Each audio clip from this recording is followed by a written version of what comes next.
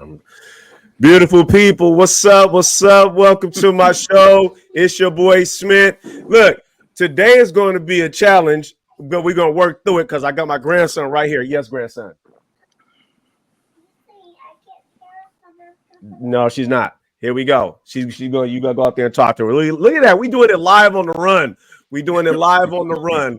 My grandson's right behind me. He's got some things going on the TV, but he's gonna be cool, And it's good that he's here because again, the things that I do are for him, and for the young brothers that's out there like him. So again, welcome to my show. I'm your boy Smith. This is Smith, the speaker, on my YouTube channel. Before we go anywhere, man, click that like. Hit the subscribe button, chime in, share all of this because everything I do is for young brothers to listen and get some free game. A lot of the organic nature of the things that I do, I speak to a lot of different people in different institutions, and I always get, well, we don't have the funds, or we gotta do this red tape and this bureaucracy to go through this to get these young people this, that, and the third. And I got tired of hearing that, so I just do it on my own. I give away as much free game as possible, and this is part of it. And this is the last show of the series about relationships. Today's topic is building a healthy relationship with yourself. Before we get started, go check out Bruh. That's what sponsors this show. It's a nonprofit where kids come first. They are the cause. Everything that gets done over there is free math tutoring, free career development, free STEM programs. Go tap in. It is what it is. They get down. You know what I'm saying? With that being said, I'm your boy Smith. We at 9 o'clock. We're going to be out of here by 10 a.m. PST because I know these cats want to watch football and enjoy their Sunday, and I want to make sure that I'm mindful of that. You know what I'm saying? Real quick, house cleaning. Respect each other's opinions. Only one person talking at a time, and mute your cell phone. That's all I got to say. Thank you for joining me. I appreciate you. Today is so phenomenal for me. So I got a special shot right here. That's to my pops, because that's the man that gave me life to be a black man that I am. So, pops, I appreciate you. Gentlemen, I appreciate you guys joining the show. Myron, what's up, man? Talk to me. Where you at? How you living? What's up, Smith? I appreciate the invite, man. Hey, living large, baby, living large. I appreciate you, bro. You've been doing a lot of beautiful things for the community. Please keep it up. Thank you, sir. Appreciate you. Norm, what's up, man? Where you at? How you living? You know what? Any day above ground is a good day. So that's the way I take it every day. And compared to most, I'm doing okay. So Facts. Life is good. Love it. Love it. Appreciate you joining me. What's up, my man? How you living? Where you at, man? I'm retired. Say less. Say less. Say less. Hey. So look here. When you retired, you don't have to say where you are and how you living. It all goes in with retirement. We living great. We doing good. That's it. And it's a blessing, man. Thank you for joining me. I appreciate you making time for your nephew and my shenanigans. Let's get to it real quick. Again, these questions are in no order. I'm just going to throw them out there. Answer how you want to. The biggest challenge that you experienced growing up as a young black male. Talk to me. The biggest challenge. Ooh. Woo, yeah. Come on now. Yeah. I don't do things regular. I'll go. Come on. And I was lucky. I think the biggest challenge, and maybe things are changed now, but was looking at role models that society had provided. And lucky enough, had my dad, military guy, who made sure we stayed on the straight and narrow. So he was the primary role model because all the other images weren't the most positive, or they were limiting. So, that I think was probably a big challenge for me. But I'll tell you real quickly, and we can get to this later, but I think every person of color should go to Atlanta. Because what you'll find is that there are people who look like us in all types of professions. So you will burst that limited view of what you think a black man or a woman can only be. And the first time I went, I was probably 30-ish, and it was I had tears coming out of my eyes because I Wow. saw so many people doing things that most people of color had never seen a black person doing. And granted, you can say, that happens, but until you see it, I know for a lot of young people growing up, it is hard to imagine. And so for Absolutely. me, that was the biggest challenge was, my role model was my dad. And there were a couple others, but I mean, as a black kid, Yeah. he was the one. So that's Yeah. my take. Absolutely. I appreciate that. Anybody else? Biggest challenge? Biggest challenge was for me. Oh, go ahead.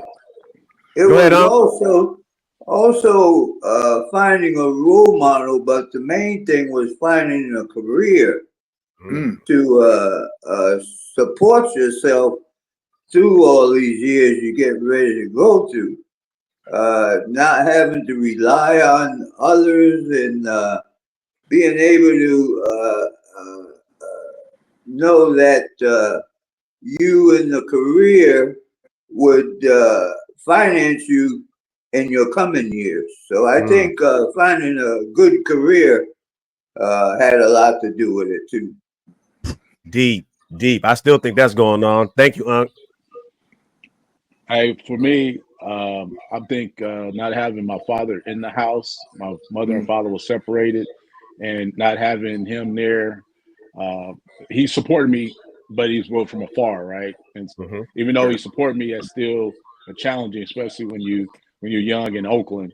You need, like I said, you need a lot of guidance because mom's, does the best she can, with working two jobs, trying to, keep the income coming in, and I live in Oakland, so I was wilding out, so I ain't gonna lie. But not having that father there, not having that father there for the structure, really just to push me to myself to the potential of just baseball, basketball, football, what I wanted to do. We of course, the neighborhood kids, we taught ourselves. We didn't know trainers, we didn't know coaches, to a time it came. But at the same time, I think if I had, my dad in the house, it would have been like, he would have kept me more structured with pursuing my career as far as, maybe being an athlete. Because I was surrounded by a lot of in my neighborhood, like Gary Payton, Paul Pierce lived in my neighborhood. I used to babysit him.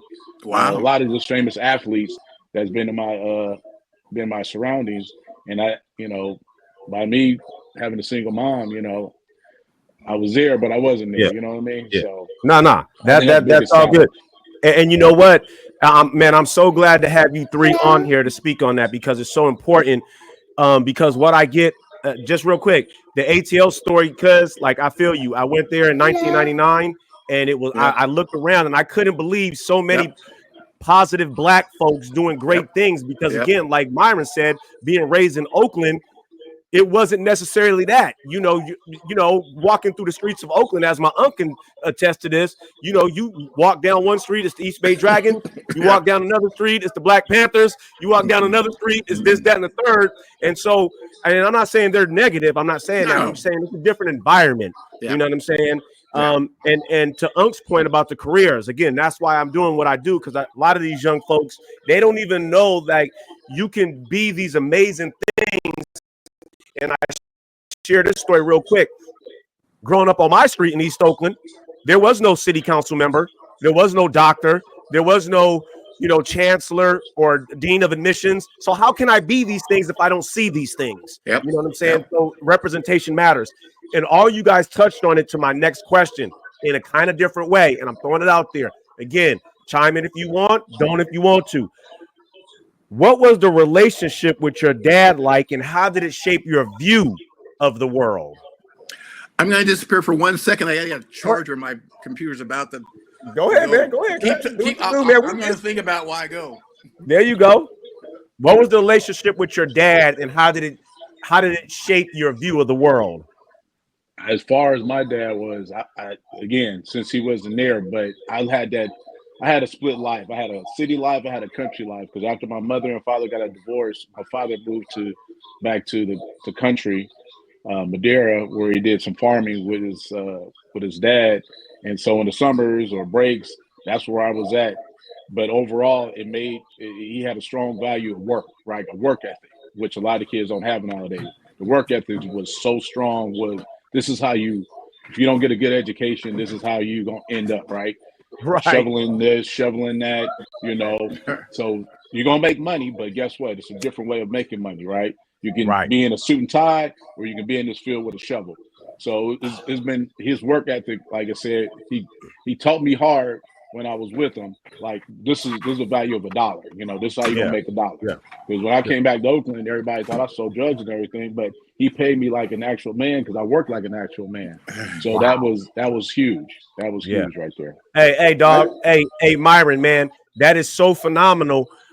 Because I share the same sentiment. You know what I'm saying? My pops didn't live in a house with me, but like I would go back east every summer and I work for him. And you see the work ethic, you know what I'm saying? And he paid me like a man. I get like $100 a week, 15, 16 years old. He paying me cash, $100, like really teaching me some financial literacy. Like if you want this, you got to work for it. And it's crazy that you say that, because just this morning I hit grandson who's 4 years old with like, look here, bro, you got a life lesson coming to you right now. If you want to roll with Peepaw, you need to get up, brush your teeth, and wash your face. Because when I roll, I roll. I'm not stepping and I'm not waiting. We ain't sitting around. You know what I'm saying? Right. There's lessons to this life if you listen to the cats. Get up. There's an ethic to it. It's how you carry yourself. And I didn't mean to jump in. Go ahead. Talk to me. What Grampy taught me was a lot of the old ways that got him to be a father, old father. Stability, again, finances, love, hate, the characteristics of living for the future, stability, things that make you stronger instead of weaker, knowing right from wrong. And I can go on, but mainly stability kind of comes into view because there's so many avenues to travel, and back in the day, we didn't have, like you say, all the availability that we do now. The kids nowadays, boy, I'm glad I wasn't born yesterday because it's bad out there. You know what I'm saying? Yeah. Hey, I can, and this is why, man, I'm so humble and grateful that you joined today. I've never even thought about the characteristics of living. The characteristics of living, man, that entails so much. And how did your father go up? I mean, was it verbal, like, hey, do it this way, or did he show you? Was it like, like Myron said? Myron's like, hey, dude, show me how to. Did your father show you, or was it verbal? At the time, Gramps was retired out the Navy and stuff, just living life, and it was more verbal when we had, when we had our talks. Me being a teen, he prepared me for kind of all of this that was going to be coming my way, so I wouldn't be scared or confused or not knowing what to do, because his last words to me was, "I'm not always going to be here." So I had to listen, and when these obstacles did come my way, I was able to take care of it. Outstanding, man. I don't even know what to say on that. Norm, go ahead, dog. Jump in, man. A couple things. One of the things my dad always told me was, get your education. I mean, he pushed it on all of us, and I'm not a traditional good book learner. Okay. Now we know the different styles of learning, the way the educational system set up. Say that again. Say that again, Norm. Say that again. I'm not a great book learner. and the way our society, our educational system is set up, I didn't do well. I could do well socially. I could do well if I could talk and communicate instead of taking a test. I would suck on the test. I mean, but he was always pushing education because he knew the value of it. The second thing was, I'm so impressed with anyone in the military, especially back then, because we got paid once a month. And so everything we got from the commissary had to last the whole month. And my mom was a stay-at-home mom, taking care of 4 boys. And so just watching him help keep food on the table, watching him do what he needed to do so that his family wasn't starving. I mean, Right. He didn't always tell me specific things like do this, do that, but it was more of watching him in his actions. And I mean, and which was great for me because I'm a visual guy. So if I'm watching him do this, that's how I'm picking up on it. But I think for me, I just was amazed at his work ethic. And when he did, and this is the funniest thing, he said, when I retire, all I want to do is sit on the couch and watch old movies. And when he retired, I was his caregiver for the last 7 years. He lived with us. That's what he did. Same. And I'd say, you want to go do something? And occasionally he'd go, yeah, but he was there watching his old movies because that's what he wanted. That was his retirement. Right. And so everything he did, I watched. And so there are things I learned about bills like, hey, with 4 boys, you're going to have a lot. Once I asked him, hey, did we give you gray hair? He said, no, the Bills did. Hey. And now as I've gotten older, I realized what he was talking about. And so his lessons weren't always verbal. They were more about him doing because he didn't have that much time to sit there and say, let me tell you what I'm going to do. He had to go out and do it. And so for me, that was a lesson. And the last thing I'll say about, well, it won't be the last thing I say about my dad. He always believed all of us could do anything. Right. I played football, and he still, 10 years ago, thought I could go to the NFL and be a quarterback and stuff. And I'm like, Dad, no, man, you were good. You can still go. And I'm like, and that is invaluable. That was invaluable. The positive affirmations being instilled in you, right? Yep. And I say this, I'll share real quick. Again, my pops didn't live in my house, but like I learned some things. Like I remember clearly, like one time I did some foolish nonsense. Like I was really trying to be grown, and my mom caught me, and she was like, "Call your pops," and I was like, "Damn, I gotta call this man." Yeah, and I called him on the phone. There ain't no cell phones. I had a call at the house phone. I say, Pops, I did this. All that man said to me, I think I was 15, I was 14, 15. All he said to me 3,000 miles away was, don't make me fly out there. I ain't got a lot of money, but I got plastic. Enough said. Enough said. Enough said. You know what I'm saying? So again, you know, when your father talks to you or that role model in your life talk to you, you know, it's for a reason. They've been there. Like Unc said, his dad was preparing him for the characteristics of living. You know what I'm saying? And so we see these things and we value them. We take them to shape how we're gonna go forward in what we're doing, right? And so what Norm said, I want to go to that.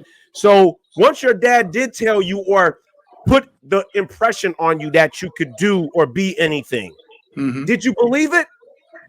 Oh, I went out and did it. Oh, heck yeah. I mean, when I look back at my life, I laugh and go, this is crazy, all the things I've done. And it's because of knowing that, hey, no matter who the doubters are, I still had people who believed in me through thick and thin. And I definitely believe it. I mean, I've had an adventurous life because of that mindset he gave me. And, Myron, did you and do you believe that you could have been and could be anything you wanted to be? Oh, absolutely. But I think, like I said, just because I didn't have him in the house, it's like I had my sense of direction was different.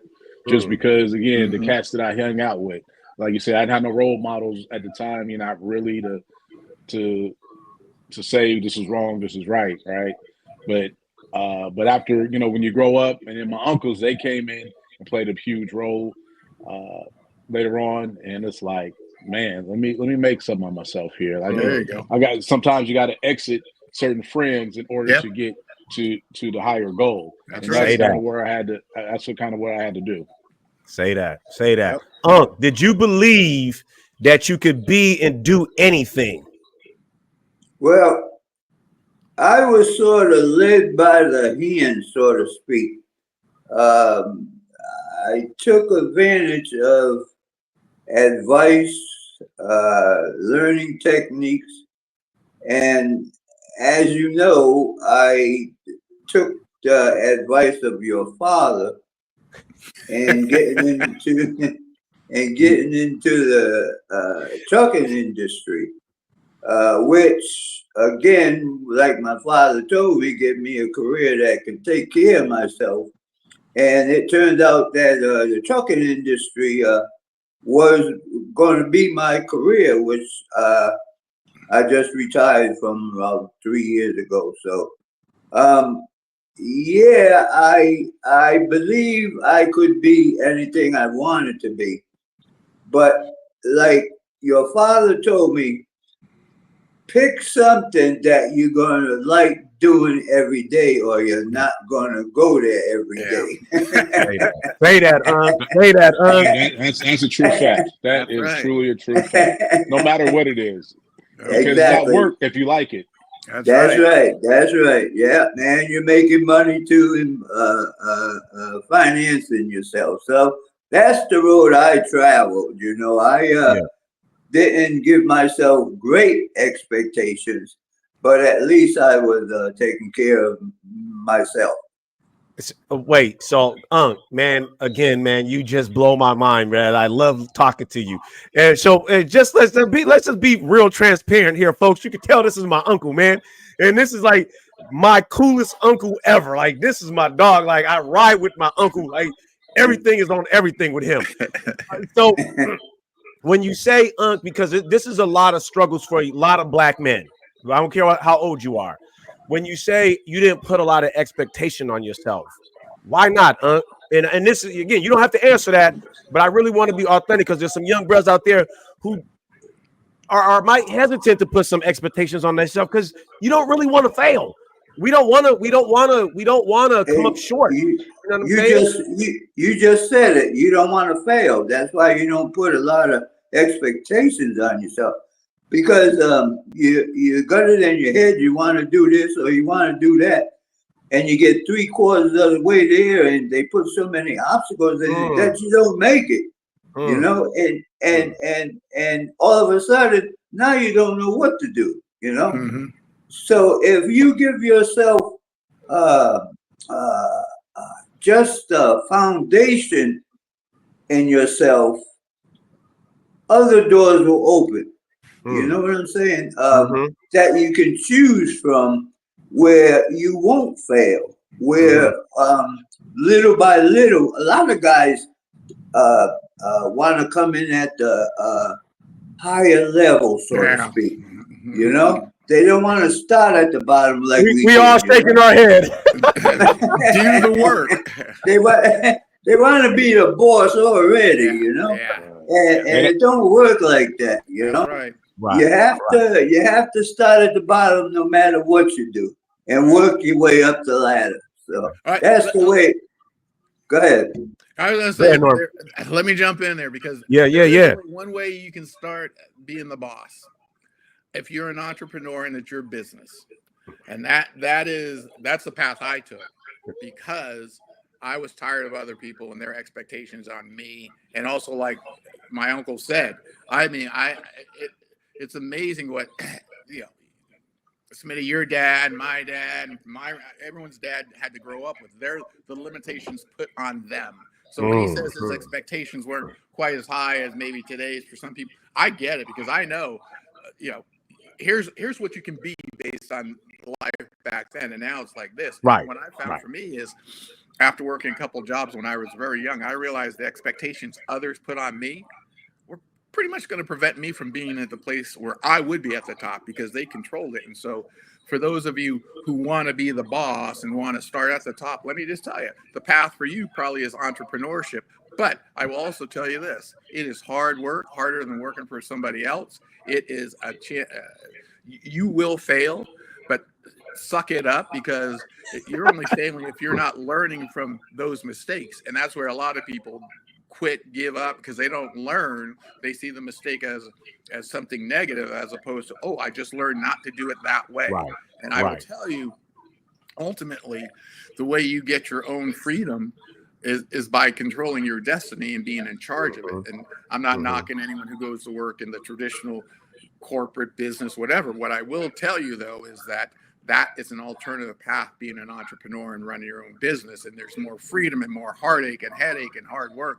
But there's, when your friend says, hey, let's go golfing on Tuesday, and you say, I can't because I got to go to work. Well, guess what? I say, hey, what time we going? And that's the type of life I set up for myself. And I would just encourage all of you watching this to at least think about that. But I see Myra laughing. I see Myra laughing about the golfing. What was you going to say, Mary? Go ahead, I just wanted to chime in and say that starting out in my career, just driving little trucks and making little deliveries, eventually I stuck with it so long that I was able to elevate myself to driving charter buses, where I was in charge of 52 people on the bus that I had to make sure had a good time. Right. And that was sort of leadership right there. That's right. So through all of that, I learned leadership, communications, and you know what I'm saying? Directions, just from starting out in my career. Yeah. Right. Right now there is a shortage of coach drivers, and they are in demand, and they're worth their weight in gold because this, Uncle. You got to be driving is great. That's part of it. But everything you just said, that's what everybody who is looking for a coach driver is looking for. Someone who has all that. And those are tangible, the soft skills, but those are great. Exactly. Hey, and this is why I do this. We just gave y'all youngsters free game, man. Go get a job driving the bus, bro. Like it's the thing to do. You know what I'm saying? Smitty, you can back me up on that one. Talk to me. You already know. I was thinking about that the other day. But I want to touch on what Norm said about being an entrepreneur. So I'm talking to some sixth graders, and they say they want to be an entrepreneur, but they don't even know what an entrepreneur is. Yeah. You know what I'm saying? So can't spell it. Right. They can't even spell it, right? And so I also say this, and I don't want to get off topic, but it's important because of what Norm said about being an entrepreneur and being a boss. And what Unc said. All bosses ain't leaders, and all leaders ain't bosses. Right. You know what I'm saying? Right. You have to be a stand-up quality individual to understand that. You know what I'm saying? And so now that leads me into another one of my questions. And this one might be a little bit touchy, only because I know it is. Because it's important, and I want to say this. This is the reason I asked this question, because here in Solano County, of the 13,000, let me just say this. There's less than 5% black males at the community college, but juvenile hall is 95% young black males. So I'm going to ask you this question, and only answer if you're comfortable. How do you reconcile loving yourself when you're trying to survive your environment to come up as a black man? Because see, we only know this. Other men don't know this. We want to live, we want to play sports, we want to go to school, we want to have fun, but there's an added point, man. And how do you find the time to love yourself and become and have that energy to, I want to do this. Like Norm said, I want to own my own business, but man, I got to survive these streets. Talk to me, man. How do we make time for that as young bros?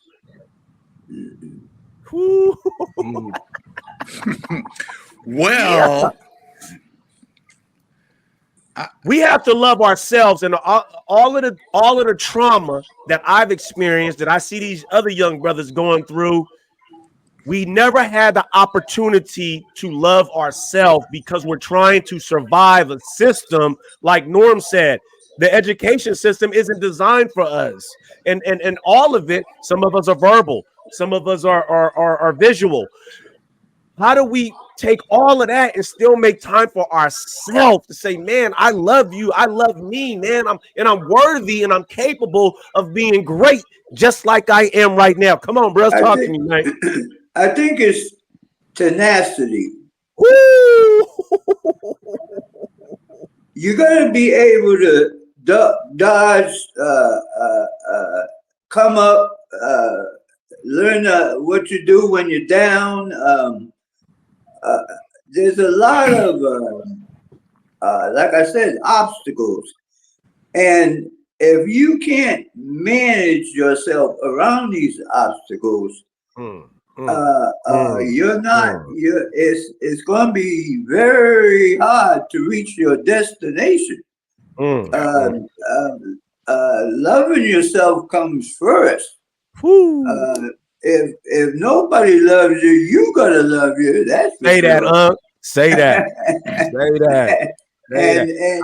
And I guess that's what helps you along the way is keeping yourself number one. No, you said it perfectly. You said managing yourself. That's deep. Put some thought into that. Okay. I think it's a mindset, right? It has to be a mindset, right? Because again, if you, like I said, had a mindset that like there's going to be good, there's going to be bad days, going to be bad weeks, bad months, bad years, but if you keep the mindset of focus on you when it does get bad, because it's easy to give up. We all know it's easy to give up, but at the same time, you got the mindset is I got to focus on me first, and then family second, and everything else. You know, it is what it is. Hey, Myron.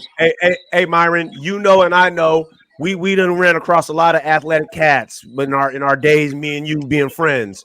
Right. Is mindset? Is it internal?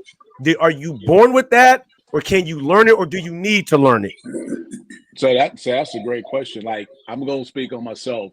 It's just experience, right? It's like the environment that you're in. Like I said, if you in an environment that just totally struggling, it's like, man, it's hard to keep that mindset of positivity, right? Because it's a struggle.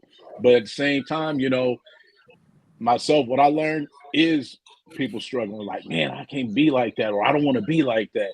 It's like I got to find a better way out, or I got to find a better way to do this or that. That's where I think the mindset comes in, because again, it's easy to go left or right, and if you go left or right, like I said, that could be your future or something even worse, right? Say that. Go ahead, Norm. I hear you. Okay. Come on, man. Come on. I think a couple things. One is resiliency. So, you know, everyone's going to get knocked down. And I mean, everybody, white, black, green, yellow, whatever. So the secret is knowing that, okay, when you get knocked down, sit there for a second, take a breath and get your butt back up and stop whining about being knocked down, because that's part of life. Second thing is, I think you have to, love yourself, but also I think you have to be smart about loving yourself. There are those who love themselves so much that they ignore the truth. They distort the reality. There are plenty of men of color, white men in prison because they couldn't control their emotions. They couldn't control their feelings and act it out in a moment. And because of that, they are behind the wall. And what I would tell people is that think about in that moment when the world's against you, you're pissed off, and somebody says something, does something. Are you reacting to that person in that moment, or all the things that have gone the opposite way? And you're striking out, and because you've done that, guess what? You end up locked up. That's what I see. I've been into a couple of correctional facilities, and I look at most of them and go, wait a second, tell me about how you got here. And guess what happens? A lot of them will say, I was hanging out with the wrong person. Right. And that right there says to me, you didn't think enough of yourself to make your own decisions. You let somebody else. Second thing was I said something, did something, shouldn't have done something. I lost control, which I get it, but learn to bite your tongue. Yeah. Or to walk away, or to not let a situation determine if you're a man or not, because a lot of times I've got to step up and fight and throw because I think that will make me a man. And the reality is, no, it's just going to hurt your bones, because when you hit somebody, it does hurt. And walking away, those who are calling you names really aren't your friends or supporters. So why are you worried about what they're thinking? Your friends will be the ones saying, come on, man, let's get out of here. That's what I'm going to walk with, because he or she is saying this is not going to turn out well. The other thing is, stop looking to others to validate who you are. And you know what? What are you doing to enhance your skills so that you are, one, hireable, or can run a business, and that takes hard work. And a lot of us see the easy stuff on TV, or what we think is easy. We don't see the hard work. You guys are old enough to, everyone thought Jordan was a natural. No, Jordan's out there practicing. He's practicing. And anyone who is a superstar in any industry, whether it's singing, acting, they're all practicing. We never see that. And so if you want to be successful, it doesn't just happen. You've got to practice. You got to do the work. And so in that moment, when you think the world is against you, guess what? It probably is, because that's the way you see it, as opposed to, gosh, what a great opportunity. I know living today, the times seem like they're chaotic and crazy, and they're because I don't want to cuss. But it's all right. If we were to talk to Uncle Guy here and to my dad and your dad, and tell me, is it better now versus then? I bet you they would go, are you kidding me? You guys have got it so much easier than we Absolutely. have. So don't tell me about how everyone's against you. Trust me, there were more against them decades ago. And here's the last one to tell you. There are plenty of people who come across the oceans to get their ass here. Land of opportunity and prosperity, no matter what, with our shortcomings, and they learn how to deal. And the rest of you have to learn how to deal with it. Talk to me, cuz. Important thing. Get your butt up when you get knocked down and say, let me dust myself off. And guess what? I know there's a way. I just haven't found it yet. So, hey, like Mac Dre said, dust myself off like I just stole third. Real quick on that, never heard it, but I love it. Smart, loving. And I say this to young people, and I say this to everybody. Don't get fooled by unconditional love. To me, that doesn't make any sense. You have to have conditional love. You have to have boundaries, and you have to have expectations of yourself and of others, because unconditional love becomes an enabler to allow people to take you down the wrong way. You know what I'm saying? So understand that. Gentlemen, I appreciate you guys' time. We're about to wrap it up, but I got two more quick ones if I could. Sure. Off the old question, but I'm going to change it because it's important to understand the age frame. What would you tell your 14-year-old self? 16 doesn't work, because 16, you're already in high school and you already formulated some ideas. 14, you're still in middle school. You're about to transition to high school. What do you tell your 14-year-old self?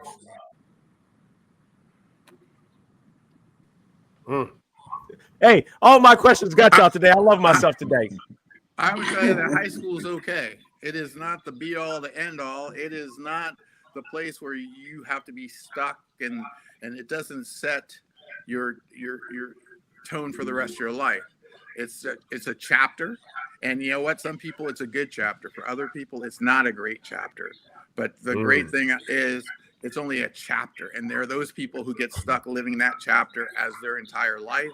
And then there are those who've had a great chapter and they still want that chapter to be their entire life.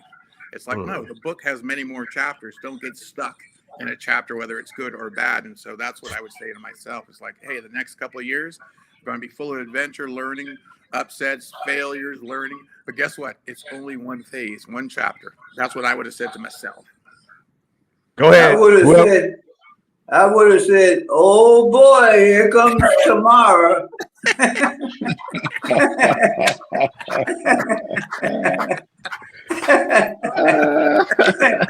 Oh boy, here comes tomorrow.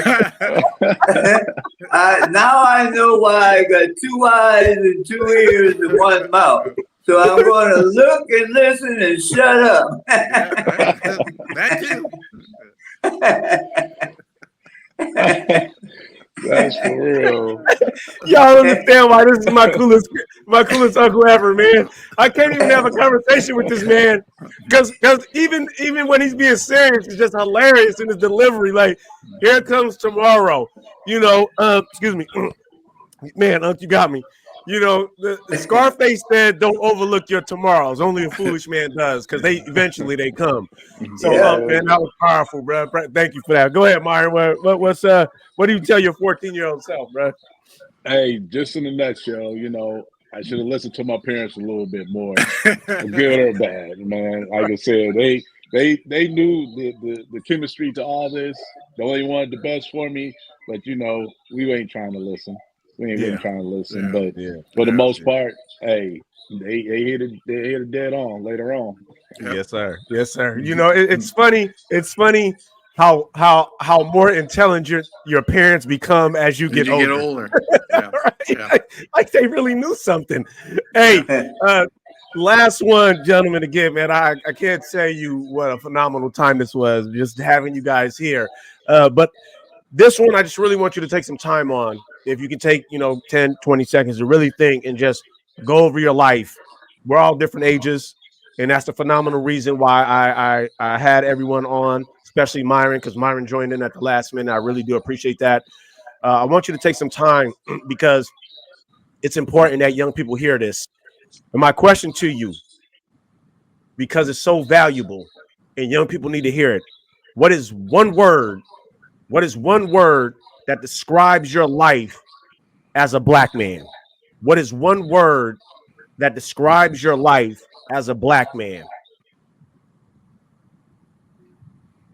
Challenging. I don't know if anybody religious, but I'm just truly blessed to be surrounded by friends and family that like I said, got me through where I'm at today.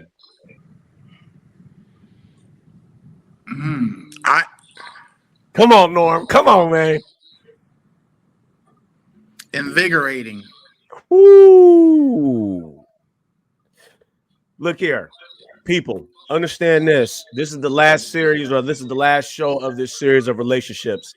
I started this because I really want to do my part of providing some energy for young black males, young females as well.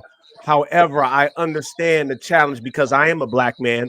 I lived as a black boy, and there's certain things that we experience that nobody else will. And I'm tired of seeing young brothers fall in the same traps that were there when my uncle was a teenager, and when my cousin was a teenager, and when Myron was a teenager, and I was a teenager, and that those traps are still there. Mm-hmm. I ask myself all the time, why are they there? It's a rhetorical question. I understand why they're there, but I don't want to be passive and sit back and say, well, I know why they're there, but I'm not going to do nothing about it because I'm going to wait for somebody else to do something about it. So that was the whole nature of this month-long series, to bring in black men of all ages from different places to understand and to share their experience. Because one thing that I found out is, as much as I want to help and change the trajectory of our next generation, I can't do it by myself. My story is not for everyone. But what I do understand is that if I can involve more stories, the more opportunity it is for a young person to grab something from all of these different individuals, all of these different black men who have walked that path, who have been down that road, who have lived with their mother or just their father or both their parents or with their grandparents or in an apartment or in a house or in a car or in a hotel room or whatever the case is. And again, all of this is to share and to make sure that at least before I leave this earth, you hear the voices of words that might change your life to change somebody else's life. Because what I say all the time and the things that I do, I understand I'm not naive that what I'm trying to do with the help of my uncle and my cousin and my player partner Myron, who sits on my board, is an outstanding young man and a pillar in this community, is that it is going to take all of us to do this job. And that's why I bring these men in. Unc, I love you beyond words, my man. I love you truly from the bottom of my heart with every fiber I have in me, man. I want to make sure that people hear that. Cousin, me and you don't talk all the time. I ain't seen you in a moon's age. But when I reach out to you, you gladly and willingly accepted to come on. So I cannot tell you how grateful and humble I am for you to come on and share that. Myron, my man, I want to tell people understand this, how deep Myron is, bro. Me and Myron met because we was playing football many, many years ago when we was younger. And I'm looking at his son who was like 5 years old. And I'm like, man, whose kid is this right here? And I end up coaching that man. And so again, I just want to thank you guys for coming on and sharing this. It was powerful. Anytime. I hope you got something out of it. You know what I'm saying? And again, man, I'm truly blessed that you guys honored me with this time. Any last words before we shut this thing down? I want to Smith, say. keep doing what you. Go ahead. No, you first. Trust me. Oh, I just wanted to say to the youngsters out there coming up, don't ever, ever, ever do an interview while you're sitting on the toilet.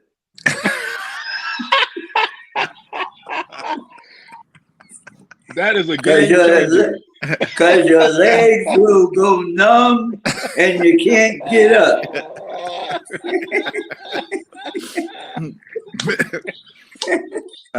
Wisdom. That's wisdom. That's wisdom. Oh my goodness. Oh, I'm dead. I'm dead.